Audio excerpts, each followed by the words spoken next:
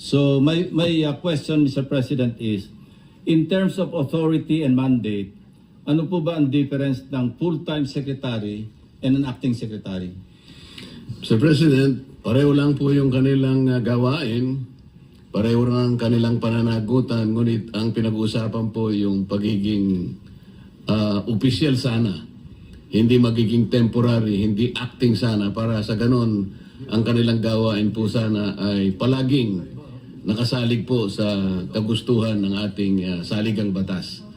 Kaya po nangangamba po ang representasyon na ito kung puro acting po, lalabas po silang overacting lahat pagdating ng araw, Mr. President.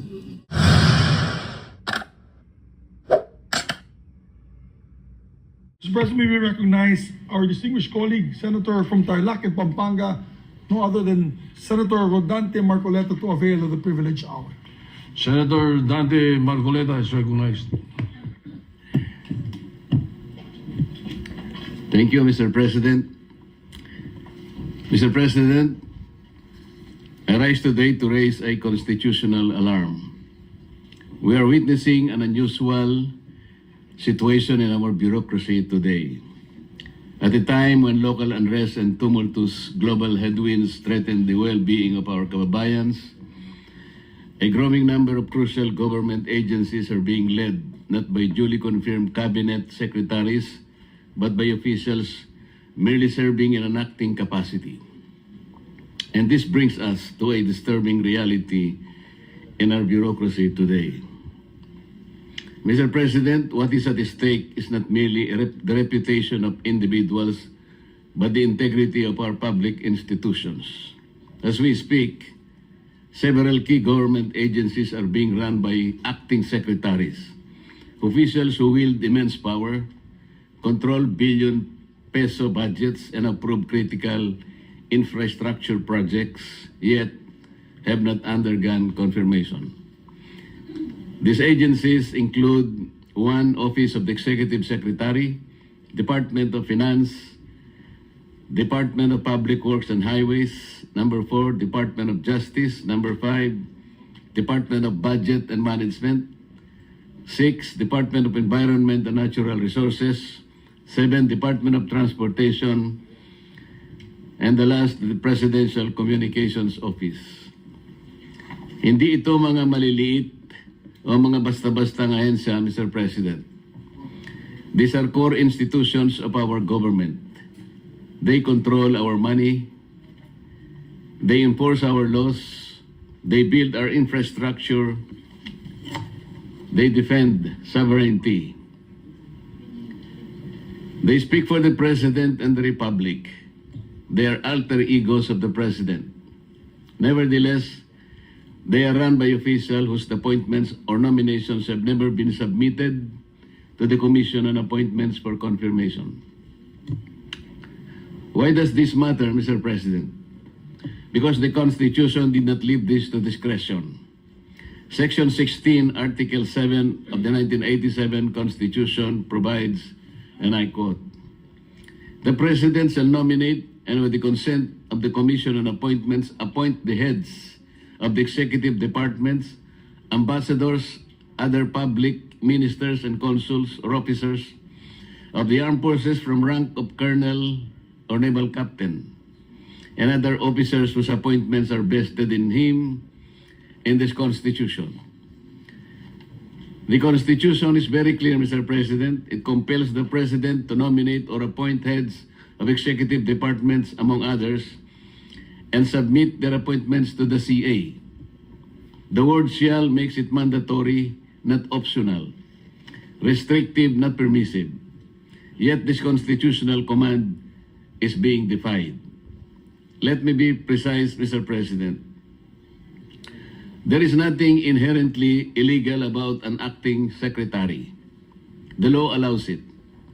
The continuity of the government demands it, but what is dangerous is when acting becomes permanent by design. Our acting secretaries have been running major cabinet departments for months on end. Some for 2 or 4 months now, and one for over half a year. And up to this day, Mr. President, none of their appointment letters have been transmitted to the CA. Needless to say, the delay is not on the part of the CA. We cannot confirm what is never submitted. If Malacanang does not transmit the appointments, the Constitutional Commission is made powerless.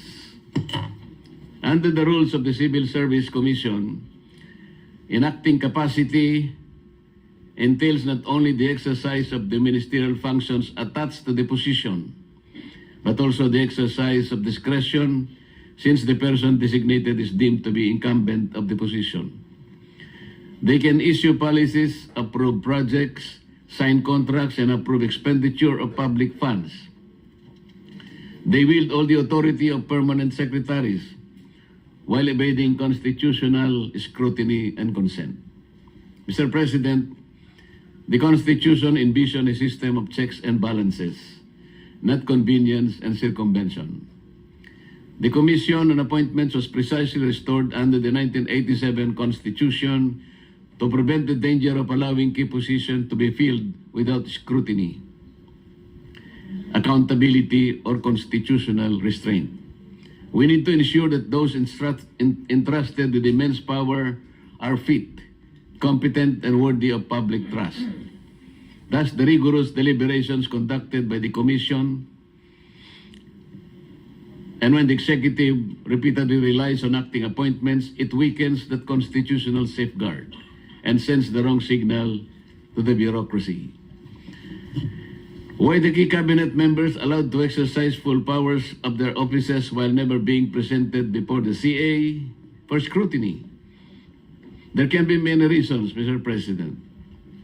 But one fact cannot be denied. This allows the executive to effectively create de facto permanent secretaries. This turns temporary designations into a tool of permanent power. Unfortunately, this kind of circumvention is nothing new. This representation has also previously noted and brought into attention the non-confirmation of the chairperson and board members of the Basis Convention Development Authority, or BCDA, which is a direct defiance of Republic Act number 7227, or the law that created the BCDA. This, alongside the continuing non-submission of appointments or nominations of officials serving in acting capacity to the CA, clearly undermines the constitutional mandate imposed upon by the Constitution. If the President has confidence in these officials, their appointments should have been sent to the CA promptly. Let us not allow the Republic to be ruled by officials who hold power without constitutional legitimacy, Mr. President. Because when appointments are withheld, the constitutional safeguard is effectively destroyed. Make no mistake, this call fully respects the separation of powers. But even more than that, Mr. President, this affirms our constitutional duty to check and balance power so that no branch, no office, and no official stands above the law. Let us remember, when leadership is temporary, responsibility becomes temporary. And when responsibility is temporary, corruption finds room to grow. We must not allow that, Mr. President. The people deserve more than paperwork. The people deserve more than excuses. The people deserve leadership that is permanent, accountable, and answerable. Sa huli, malinaw ang panawagan ng sambayanang Pilipino. Hindi sapat ang pansamantalang pamumuno sa mga ensyang may hawak ng buhay, kabuhayan at kaligtasan ng ating mga mamamayan. Ang pananagutan ay hindi maaaring acting lamang. Dapat ito'y ganap, malinaw at matatag. Sapagkat sa likod ng bawat pansamantalang desisyon at iniiwasang pananagutan, naroroon ang sambayanang patuloy na nagdurusa tumihiling ng buong pananagutan mula sa kanilang pamahalaan. Maraming salamat po, Mr. President. Majority Leader. Thank you very much, Mr. President. We'd like to congratulate Senator Rodante Marcoleta for very good points being made. Tama po yan, Mr. President. Yung under our rules in the Commission on Appointments, when a secretary appointee has been bypassed 3 times, then the Commission on Appointments must decide whether to accept him or reject him On the third time. on the 3rd time. However, maganda pong punto pinalabas po ni Senator Marcoleta, sila po in acting capacity. Wala po silang ad interim appointment coming from Malacanang. Therefore, Yes. there's nothing to act on. And Well, just, therefore, let's place that on record so that the public is watching. When a presidential appointee is appointed into a cabinet position, when Congress is not in session, it is called an interim appointment. So my question, Mr. President, is in terms of authority and mandate, ano po ba ang difference ng full-time secretary and an acting secretary? Mr. President, pareho lang po yung kanilang gawain, pareho lang ang kanilang pananagutan, ngunit ang pinag-uusapan po yung pagiging opisyal sana, hindi magiging temporary, hindi acting sana, para sa ganon ang kanilang gawain po sana ay palaging nakasalig po sa kagustuhan ng ating saligang batas. Kaya po nangangamba po ang representasyon na ito kung puro acting po, lalabas po silang overacting lahat pagdating ng araw, Mr. President. In other words, a full-time secretary can perform some long-term policy planning and direction, while an acting secretary, since temporary, short-term lang yung kanyang policy. Yes, Mr. May I President. interject? As far as I recall, an acting secretary may not appoint anyone in his cabinet. That's the way I recall it, and I don't think he is allowed to sign for a certain amount of budget or funds. That's why an ad interim appointment is important. That's how I recall it. I can stand corrected later on. I think that is correct, Your Honor, Mr. President. There is some kind of limitation when a secretary has been appointed in an acting capacity. There are several conditions that attach to it, and sometimes he cannot perform some of the things that are within his jurisdiction. That's why, Mr. President, I'm wondering why Malacanang has not issued ad interim appointments, because as mentioned by the distinguished gentleman from Tarlac, marami to, DOTR, DPWH, Executive Secretary, Department of Environment and Natural Resources, Department of Budget and acting lang talaga si parang OIC na si Yusek Toledo because career, Secretary of Finance, at least 7 PCO, at least 7 cabinet secretaries are in acting capacity. So I wonder why Malacanang, in spite of, I've reminded even acting Secretary Vida during the last Blue Ribbon hearing. I approached him, you better remind Secretary Recto about our conversation that you should be given ad interim appointments because we'll be resuming session on Monday. I remember telling him that. And he said, yes, that's the reason why I'm leaving because I'm having a meeting with the acting executive secretary. But even then, wala rin po nangyari kasi nag-resume na tayo last Monday and no ad interim appointments were signed by the president. I wonder why this is the case, Mr. President. Do you have would like to venture a guess or you have an information? Your guess is as good as mine, Mr. President. The graver problem is the CA cannot even act on its constitutional duty because they cannot be confirmed even if the President would like it to be so, because the CA cannot confirm a secretary who is in an acting capacity. CA can only confirm secretaries who are designated with an ad interim capacity. So we will be facing a dilemma, Mr. President, that whether Malacanang would submit their names, but these are all in acting capacity, I don't think the CA can act on them because they are not in ad interim Completed, capacity, yes. Mr. President? Based on a Supreme Court decision, a cabinet official who is in an acting capacity may only serve for 1 year. There is a Supreme Court decision to that effect.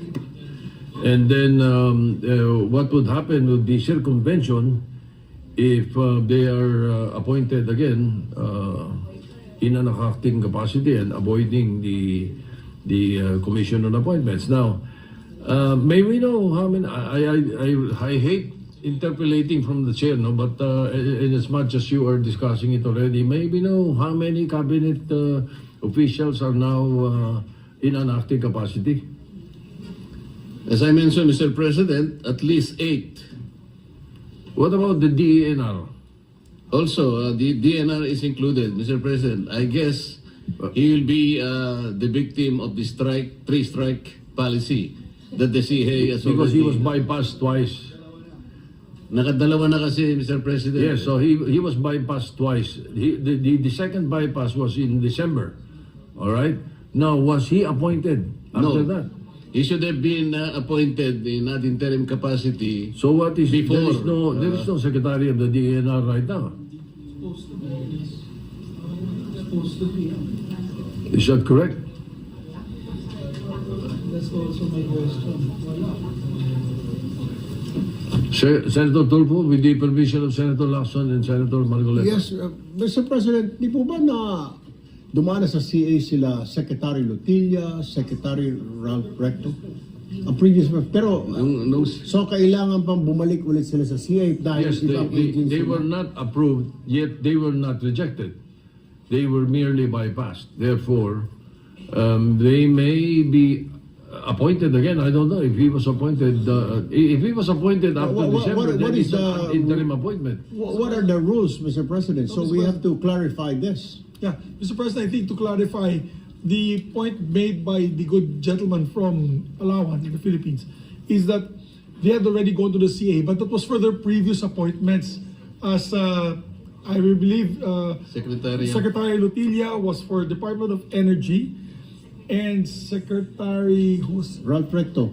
Ralph Recto, yes, already got confirmed as finance, but not yet as executive secretary. Secretary Vince Dizon was approved in DOTR, but not as the PWH. So that's the confusion. But if you are appointed to a new position, you have to come back. Precedents, I've Yes. seen it many times. They have to Correct. come back. Yeah. Correct. But in the case of Secretary Lutilla, if he was not appointed after December, he is not the Secretary of DENR. Unless there's a And if he was, then ad interim appointment siya because we were on break.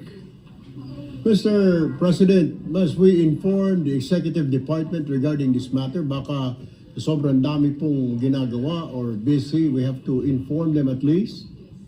Well, the Senate is invited tomorrow because of the EDCOM presentation, which is a very historical thing. But I am told that there is a LEDAC meeting on Tuesday. Tuesday? Hindi pa. February 10, matagal pa yun. So, we will try to bring it up tomorrow. Thank you, Mr. President. In fact, Mr. President, informally, I did that quite a few times. You know?